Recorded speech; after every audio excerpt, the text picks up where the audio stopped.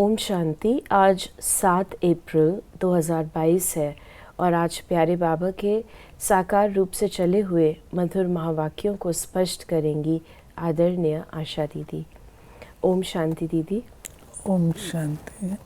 बाबा ने कहा, मीठे बच्चे, इस कलयुग में सब रावण की जंजीरों में बंधे हुए जीवन बंद है, उन्हें जीवन मुक्त बनाना है।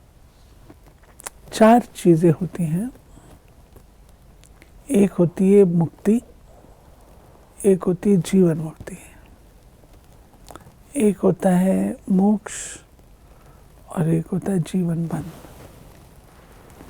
तो मुक्ति उसको कहा जाता है जो शरीर से मुक्त अवस्था है, वो हमारी परम धाम में होती है, हम शरीर से मुक्त है। दूसरी है जीवन मुक्ति, जिसमें जीवन में रहते हुए हम 5 विकारों के बंधन से मुक्त हैं।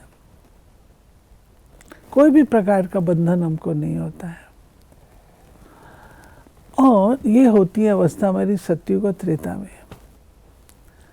द्वापर और कलयुग में जीवन बंध अर्थात हम 5 विकारों के बंधन में होते हैं, देह के बंधन में होते हैं, गुरुओं के बंधन में होते हैं, लोगों के बंधन में होते हैं। बहुत बंधन ही बंधन है, जिससे मनुष्य तंग आकर के कहते हैं कि इससे छूट जाएं, जन्म मरण के चक्कर से छूट जाएं, हम न्यारे हो जाएं, मोक्ष को प्राप्त कर दें।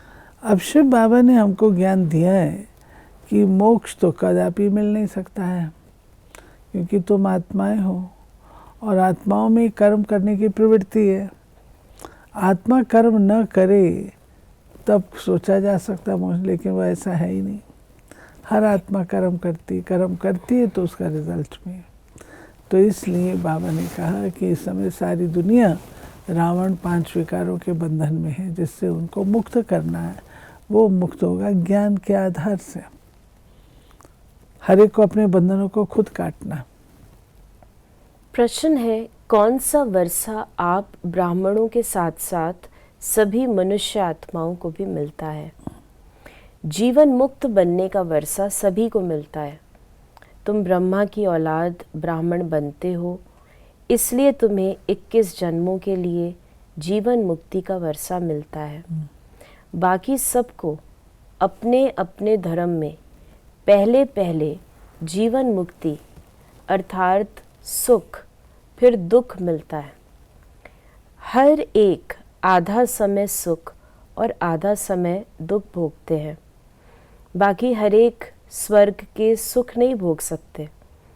उसके लिए तो ब्राह्मण बनना पड़े, पाठशाला में शिक्षा लेनी पड़े, माया पर विजयी बनना पड़े। सुख पाने से पूर्व कहा था तप से राज, राज से नर। तो राज अर्थात सुख। तो सुख प्राप्त करने के लिए पहले तपस्या करनी पड़ेगी। अगर तपस्या नहीं है तो सुख कैसे मिलेगा? सुख पाने के काबिल बनना पड़ेगा ना। कोई बहुत बढ़िया चीज़ हो और बिल्कुल ऐसे के हाथ में दे दीजिए, शोभायमान नहीं है। तो अगर सुख प्राप्त करना है तो उसके लिए तपस्या करनी है। आज का गीत है, मुखड़ा देख ले प्राणी। ये किसने कहा? अपने दिल रूपी दर्पण में देखो कि कितने पाप हैं, कितने पुण्य हैं, अर्थात 5 विकारों पर कितनी जीत पैनी है। हम लायक बने हैं श्री नारायण को वरने, क्योंकि जीवन मुक्ति व स्वर्ग के मालिक तो राजा रानी भी बनते हैं, प्रजा भी बनती है।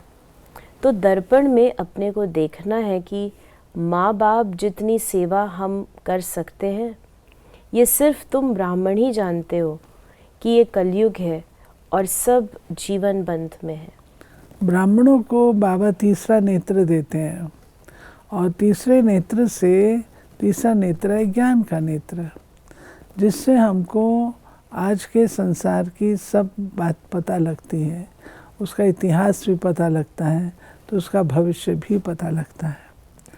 तो बाबा कहते हैं कि अब तुम्हें समझ आई है कि हमें इसके लिए पुरुषार्थ करना है, इसके लिए पढ़ना है।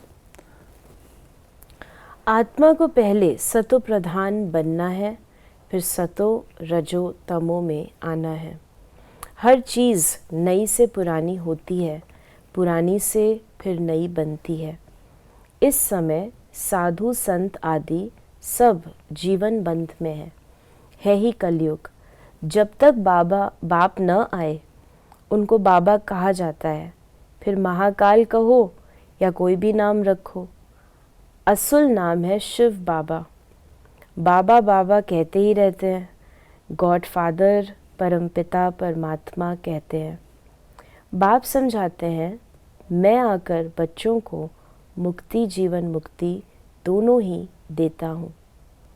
पहले पहले जो भी आएंगे ज़रूर सुख में आएंगे, फिर पीछे दुख में आना है।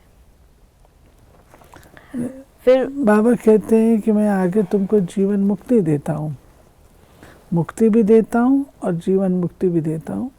और ये बात हमको अंडरस्टैंड करनी है कि जब कोई भी आत्मा ऊपर से उतरती है तो उसकी वो सतो प्रधान अवस्था होती है, चाहे वो कलयुग में ही क्यों नहीं आ रही है, लेकिन उसकी पहले पहले सतो प्रधान अवस्था होती है, क्योंकि वो फ्रेश आत्मा उतर रही है। तो उसकी वो जीवन मुक्त अवस्था एक हिसाब से है। ये शुरू का थोड़ा समय उसको ऐसा प्रारब्ध मिल जाती है, उसके बाद तो फिर जैसे हैं वैसे हो जाती है। यानी हर आत्मा, चाहे वो कोई सतयुगी भी हो, है, त्रेता युगी हो, कोई भी आत्मा पहले वो सतो प्रधान रहेगी। यानी सतो प्रधान अपने उस समय डिग्री के के अनुसार, अनुसार, अपनी डिग्री के अनुसार, उस समय के अनुसार। माना कलयुग में अब वो सतयुग वाला निर्विकारिता वाला सतो प्रधानता तो नहीं है ना। कलयुग में यहाँ की सतो प्रधानता उसको क्या मिलेगी? थोड़ा बहुत शान शौकत मिल जाएगा। फिर बाबा ने कहा कि सारी दुनिया के मनुष्य मात्र जो जिस जिस धर्म में आए हैं वो फिर से ऐसे ही आएंगे। जनक को भी जीवन मुक्ति मिली ना, ऐसे नहीं कि राजाई इस समय नहीं है, वो भी पिछाड़ी में आकर ज्ञान लेंगे ज़रूर। जीवन मुक्ति तो तुम सबको मिलती है, परंतु नंबरवार पुरुषार्थ अनुसार। और जो सब धर्म है उनके लिए फिर कहेंगे नंबरवार पुरुषार्थ अनुसार और धर्म अनुसार। जो भी देवी देवता धर्म वाले और धर्मों में चले गए हैं वो सब निकल आएंगे, सबको वापस आना है। ये भी एक इम्पोर्टेंट नुक्ता बाबा बताते हैं कि जो भी आत्मा देवी देवता घराने की होगी, आप शुरू में कहीं पर भी प्रदर्शनी करेंगे तुरंत आ जाएंगे, उनको पहचान हो जाती, आ जाएंगे। फिर बाबा ने कहा कि राज गद्दी पर बैठते हैं तो राजयोग सीखना पड़े। ये पाठशाला है, पाठशाला में शिक्षा लेनी पड़े, कायदे भी बहुत हैं। एक बार लक्ष्य मिल गया फिर विलायत में रहकर पढ़ सकते हैं।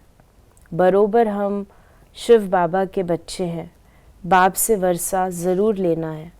पत्र भी लिखते हैं, बाबा रावण का भूत सताता है, कभी काम का कभी क्रोध का हल्का नशा आ जाता है। बाप कहते हैं इन पर विजय पानी है। ये तुम्हारी लड़ाई है ही योग बल की, तुम याद करेंगे माया तुम्हारा बुद्धि योग तोड़ देगी। फिर बाबा ने कहा, बाबा हम बच्चों को सब प्रकार की बातों से इक्विप कर देते हैं। बाबा तो देखो मैं तुमको सुना रहा हूँ, लेकिन ये भी ध्यान रखो कि माया भी सुन रही है और वो तुमको ये करने नहीं देगी, तुमको पछाड़ेगी, तुम मजबूत रहना। सभी चाहते हैं हमको मुक्ति मिले।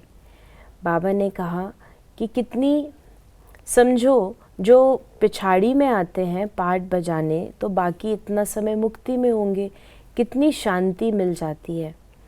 हम फिर सुख और शांति दोनों में रहते हैं। ऐसे नहीं कि मनुष्य चाहे बस हमको उन जैसी ही शांति चाहिए, वहाँ बैठे ही रहें, कहने से नहीं मिल सकती। अनादि ड्रामा बना हुआ है।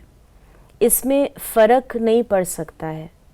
शांति के शौकीन तो बहुत हैं, तुम्हारे सुख से भी उन्हों को शांति ज़्यादा मिलती है, तुमको फिर सुख और शांति दोनों मिलते हैं। देखिए, जो सत्युग की आत्मा है वो तो बहुत थोड़ी है, 9 लाख, और आज की कलयुगी दुनिया की आत्माएं कितनी है?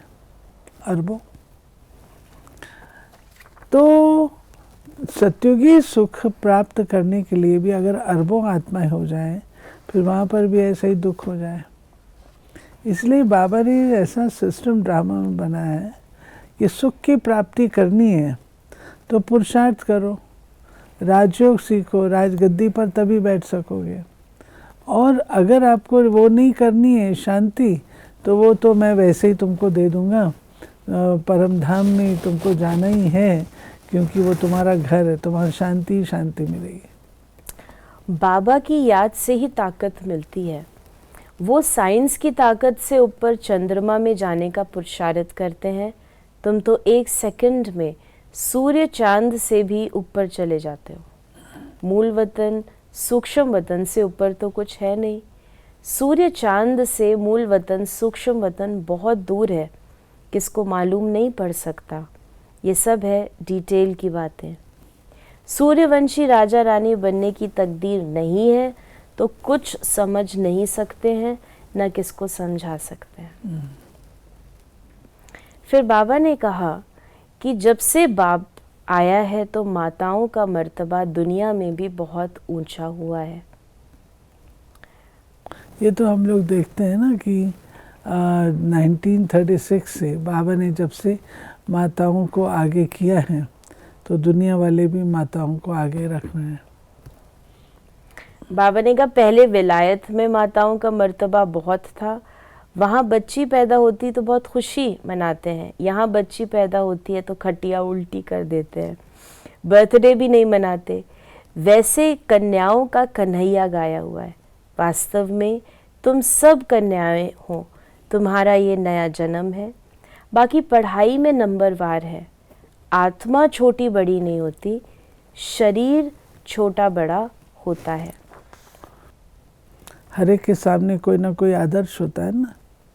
हमारी पढ़ाई का आदर्श है मम्मा और बाबा। जैसे वो पढ़ करके अपने जीवन को बना रहे हैं, ऐसे हम बच्चों को उनको फॉलो करना। बाबा ने कहा मम्मा कभी किसको तंग नहीं करती थी। कईयों की बहुत रिपोर्ट आती है, मैनर्स नहीं है। परम पिता परमात्मा पढ़ाते हैं कितना दिमाग चाहिए। अच्छी चलन वाले पर सभी का प्यार रहेगा।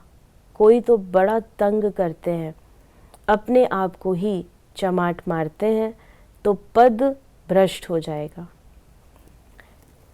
फिर बाबा ने आज हम बच्चों को वरदान दिया, क्या, क्यों, ऐसे और वैसे के सभी प्रश्नों से पार रहने वाले सदा प्रसन्नचित भव।